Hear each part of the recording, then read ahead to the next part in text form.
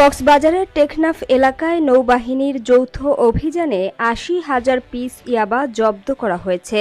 বুধবার টেকনাফ উপজেলার হিনলা ইউনিয়নের লেদা এলাকায় এই অভিযান চালানো হয়।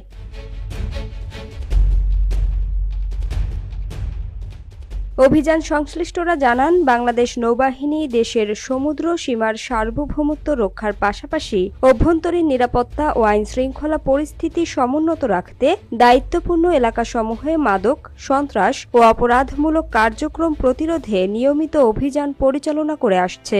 এরই ধারাবাহিকতায় গোপন তথ্যের ভিত্তিতে লেদা এলাকায় ওই যৌথ অভিযান চালায় বাংলাদেশ নৌবাহিনী, কোস্টগার্ড ও পুলিশ। আভিযানিক দলটি কয়েকটি সন্দেহভাজন অটোরিকশায় তল্লাশি শুরু করলে ইয়াবা বহনকারী অটোরিকশার চালক তার গাড়িটি রাস্তার ঢালে ফেলে রোহিঙ্গা ক্যাম্পের ভেতর দৌড়ে পালিয়ে যান।